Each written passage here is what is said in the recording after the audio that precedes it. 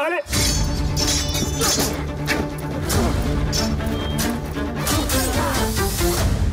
J'ai appris ce matin que c'était votre neveu. Je mets cette offense sur le compte de votre hystérie. J'aurais dû arrêter le duel. J'ai toujours fait des années que je voulais faire un film autour du combat. Il y a quelque chose qui me... à force d'en faire, en fait. Très bien, octave droit, octave droit. Hop, laissez bien à la pointe. Octave droit. Là, très bien. Quand on comptabilise un petit peu les duels que j'ai pu faire à travers les films entre Le Bossu, La Reine Margot, Demain des L'aube, Fanfan la Tulipe, etc. Enfin, il y en a quelques-uns. On comptabilise à peu près une trentaine de duels. Et c'est des gros duels. Et j'ai eu la chance de travailler avec les plus grands maîtres d'armes du cinéma, même dans des films chinois, des films russes, des films américains. J'ai vraiment pu travailler avec ces gens-là. En tant que maître d'armes, tu n'as pas en droit de demander réparation. Il ne s'agit plus d'honneur mais de vengeance. Je te suivrai pas. En France et en Angleterre d'ailleurs, Bill Hobbs qui a fait Les Duellistes, il y a une science du combat, de par l'histoire des combats en Europe. Et eux, c'était vraiment les héritiers. Donc il y avait Bill Hobbs et il reste heureusement, Michel Carliez, avec qui on rêvait de faire un film sur le sujet. Mais j'arrivais pas à trouver, j'étais pas prêt non plus en tant que réalisateur. Et puis c'est sur le film J'accuse de Polanski, avec et à un moment donné, Jean Dujardin me dit mais écoute, j'ai un duel dans le film. Quand tu t'imagines tous les duels que tu as faits, pourquoi tu devrais faire un film là-dessus? Et là, il a réouvert la boîte de Pandore que j'avais fermée, que j'avais pratiquement oubliée. Et je suis rentré chez moi et j'ai tout de suite commencé à faire des recherches. Clément, il faut que tu nous aides. Il est beaucoup trop jeune pour se battre. Je t'en supplie. Je t'en supplie, fais quelque chose. Adrien, qu'est-ce qui s'est passé exactement avec le colonel Bercher? Adrien, on a besoin de connaître la nature de l'insulte le plus précisément possible. En fait, ce que j'ai découvert tout de suite, assez rapidement dans mes recherches, c'est cette période. Il y a une période assez fascinante entre 1881 et 1889. Je tombe sur l'annuaire des duels, un annuaire des duels, qui est dans cette période-là. Et puis je continue à faire mes recherches et je découvre en fait qu'il y a eu une poussée du duel, alors que ça a toujours existé. Ça a toujours existé depuis le Moyen-Âge. Mais il y a eu, depuis Louis XIV, il y a eu des rebonds comme ça, etc., parce que c'était interdit. Parce qu'en fait, les élites s'entretuaient, et puis donc ça posait un problème dans les armées, en fait, parce que les meilleurs éléments se faisaient tuer. J'ai perdu la tête. D'accord, mais qu'est-ce que tu lui as dit? Tu l'as insulté directement? Non, je l'ai poussé et il a failli tomber. Il est pas tombé? Et après, je l'ai giflé.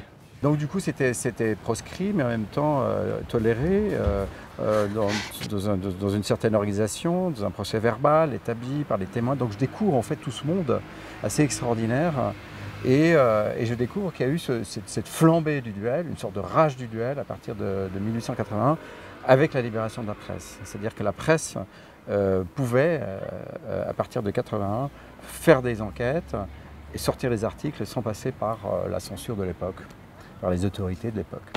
Vous osez écrire que mes mœurs m'entraîneront fatalement dans des drames semblables aux faits divers abjects de la rue Montaigne?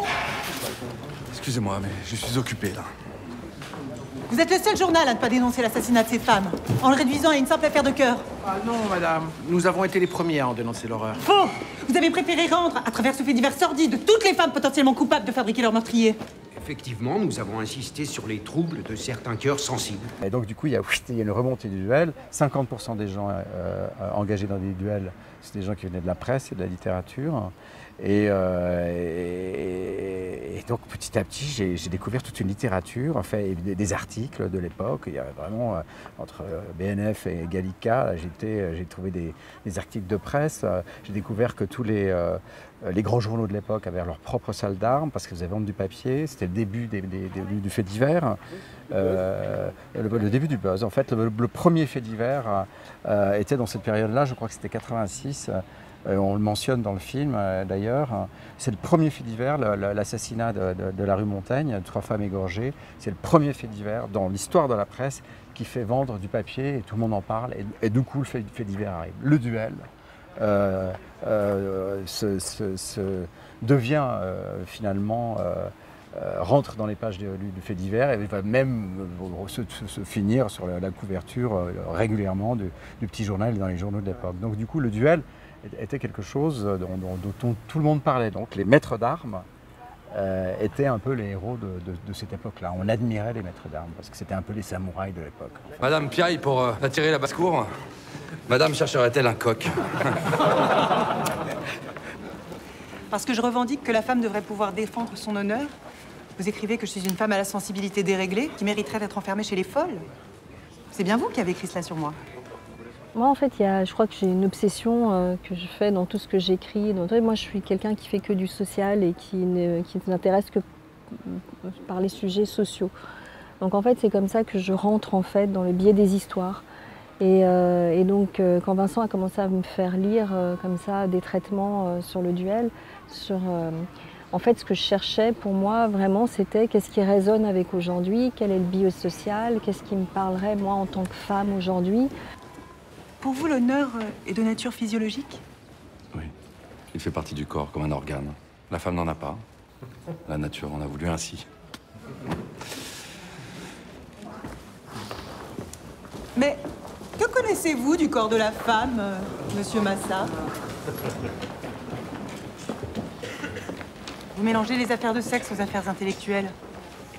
Quand je travaille sur quelque chose, j'aime pas trop être abreuvée d'informations. J'aime convoquer, j'aime invoquer. Je me dis, moi je suis quelqu'un qui a énormément voyagé, j'avais un père qui était sociologue. Et à chaque fois qu'on quittait un pays, donc une société pour aller dans une autre, mon père me disait toujours, tu vas voir Karine, les gens sont partout pareils. Donc en fait, ce que je cherche, en fait, c'est toujours ce qui nous rassemble. Donc qu'est-ce qui rassemble, par exemple, dans le personnage de cette femme? Vincent avait fait des recherches sur cette Marie-Rose Astier de Valzère, qui était une femme qui était un vrai personnage de l'histoire et tout ça. Moi, ce qui m'intéresse dans Marie-Rose Astier de Valzère, c'est surtout quelle est la femme qu'elle était dans son contexte et qu'est-ce qui nous rassemble, nous les femmes aujourd'hui, avec Marie-Rose Astier de Valzère. Et donc pour moi, c'est la course de relais entre les générations et qu'est-ce qui nous ramène toujours à aujourd'hui. En fait, c'est vraiment ça qui me passionne dans l'écriture. Non, madame. Quand je vous regarde, je ne vois ni sexe, ni intellect. Je vois que ce qui m'horripile le plus chez une femme, sa faiblesse.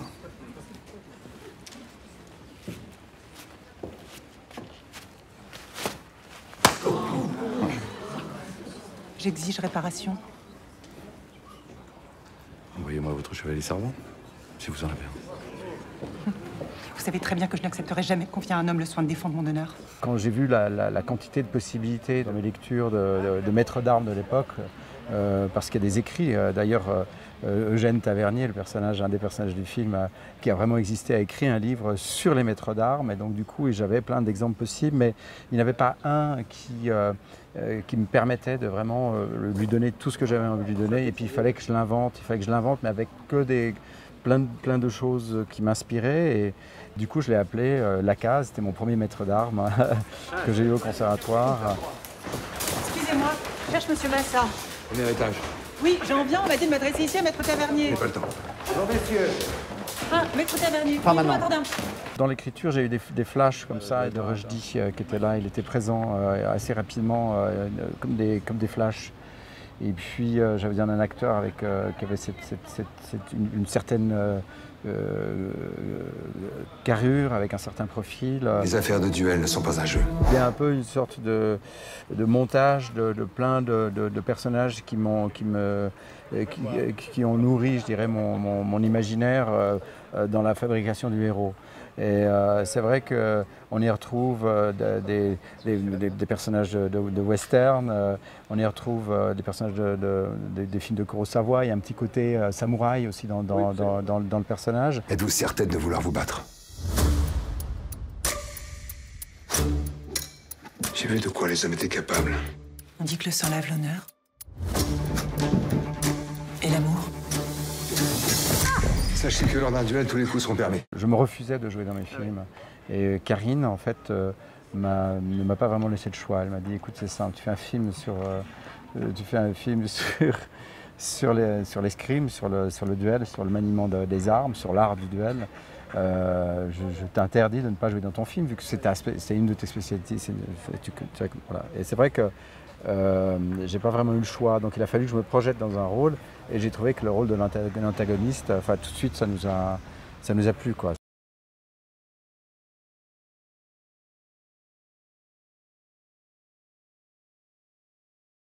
Il y avait une très grosse préparation, le travail avec Michel Carliez, le chorégraphe des combats du film, est vraiment quelqu'un qui est extrêmement précis, et donc du coup tous ces combats ont été énormément travaillés, d'abord par des cascadeurs, ensuite je validais les combats. On allait juste, voilà, il fallait que ça remplisse le rôle dans le récit du film.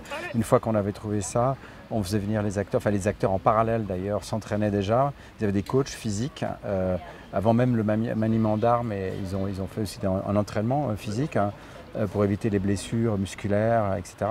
Et puis petit à petit, ils ont commencé à aller à la salle d'armes et puis à apprendre en fait le maniement des armes, jusqu'à arriver à un moment donné au moment crucial, qui est le moment de la rapidité. C'est-à-dire qu'à un moment donné, il faut être dans la vitesse. Et c'est dans la vitesse, normalement, qu'on perd ses moyens. Mais là, comme ils ont beaucoup travaillé, ils ont pu être vraiment précis dans les moments de vitesse.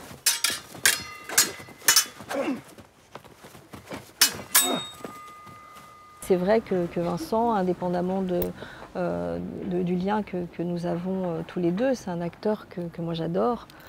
Personnellement, avec distance, et donc c'est vrai que souvent, en tout cas quand j'écris et que je travaille sur des projets, je l'ai souvent en tête. Et donc c'était me priver d'un acteur avec pour qui j'aimais vraiment écrire, quoi. C'est un acteur qui m'inspire, que je trouve voilà, d'immense talent, et qui allie aussi voilà, il a en plus dans ce film une espèce de prestance physique et qui allait avec le personnage. Et puis j'adore Vincent, il avait fait un rôle dans un film pour la HBO, donc il faisait l'antagoniste, et je trouve que Vincent fait très bien les antagonistes en plus.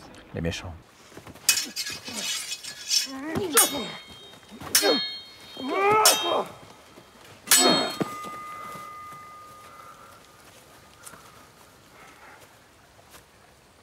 Elle était tout le temps là sur le tournage, et quand je jouais, quand j'étais devant la caméra, c'était vers elle que elle devenait le metteur en scène en fait du film. Dans notre équilibre d'écriture, donc, elle rentre vraiment dans la complexité des rapports humains, dans la psychologie des personnages. Elle leur amène une profondeur, elle a le génie du rapport humain. Elle aime comprendre comment l'autre fonctionne, et elle aime, ça fait partie de sa vie, dans son écriture, dans ses livres. C'est vraiment juste, moi je suis très impressionné par ça, et c'est vrai qu'on a trouvé cet équilibre où elle amène cette dimension, cette profondeur dans le récit. Clément, s'il te plaît, dis-lui que l'honneur ne vaut rien si on perd la vie. Dis-lui qu'il faut sortir de cette folie. Maman ne peut pas comprendre. C'est un acte de passion. Dans ce cas, Bercher peut se voir enlever le choix des armes au profit d'Adrien. Ça ne sert à rien de faire un film d'époque juste pour faire un film d'époque. Il faut que ce film d'époque nous parle d'aujourd'hui, en fait. Et c'est ça, ça a été ça, je dirais, un des enjeux principaux. C'est assez simple, en fait, parce que dès qu'on allait vers quelque chose qui restait époque, tout de suite, ça sentait la poussière. Donc, du coup, il a fallu quand même une dizaine de traitements donc un traitement, c'est à peu près une vingtaine de pages, 25 pages. Il a fait à peu près une dizaine de versions, ça a pris à peu près 6 mois, avec toutes les recherches constamment. Moi, contrairement à Karine, j'aime m'abreuver d'informations. Et puis ensuite, ça me traverse, et puis l'histoire sort. Mon oncle, je vous veux comme témoin. Non. En tant que maître d'armes, tu as le droit d'être là et encore à l'écart. En aucun cas, il ne peut être son témoin. Adrien, tu peux encore t'excuser et dire que tu regrettes ton geste. Je te demande de le faire. C'est vrai que le choix de Lucie, c'est un choix assez audacieux parce que elle a fait quoi?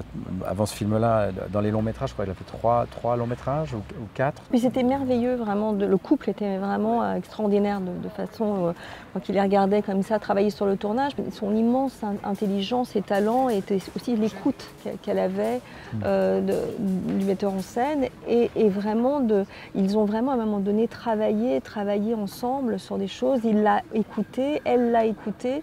Donc il y avait un vrai travail d'écoute et quand je vois le film, ce que je trouve très beau, c'est que je trouve la lumière très très belle, je trouve le talent de Lucie est là et en même temps je reconnais la photographie de Vincent. Je reconnais ses images, je reconnais ses photos, que je vois une photo, je sais que c'est lui qui l'a prise par exemple. Ce qui était important, c'est que il fallait jamais que je me sente dépossédé de mon sujet, de mon film, à travers la technique ou les techniques à chaque chef de poste. Et donc du coup, ça a vraiment été le travail était vraiment d'abord de construire une relation et de trouver un rapport de confiance et à partir de là, voilà, se balancer ce qu'il fallait se balancer. Et puis quand il y avait un problème, on le réglait. Mais ça a été vraiment un travail formidable avec elle. Et droit, marche et fente. Halte. Laisse-nous. Le procès verbal, c'est pour demain, midi. Demain? J'ai obtenu que le duel s'arrête au premier sang. Bien. On a fait un énorme travail de préparation. Tous les combats, on les a filmés dans la salle d'armes, avec une petite caméra, on les a montés. Enfin, il y avait vraiment tout un travail en amont, parce qu'on savait qu'on avait peu de temps pour faire le film. On a fait le film en 39 jours, ce qui est très court. Il aurait fallu au moins une semaine de plus. Par exemple, le combat au sol, sabre au sol, celui-là, on l'a fait en 2 jours. Le combat au pistolet, on l'a fait en 2 jours. Enfin, normalement, c'est beaucoup plus. Mais parce qu'à un moment donné, il a fallu qu'on rentre dans une sorte de rythme. Il fallait qu'on avance, Donc, du coup, il n'y avait pas vraiment le temps de réflexion.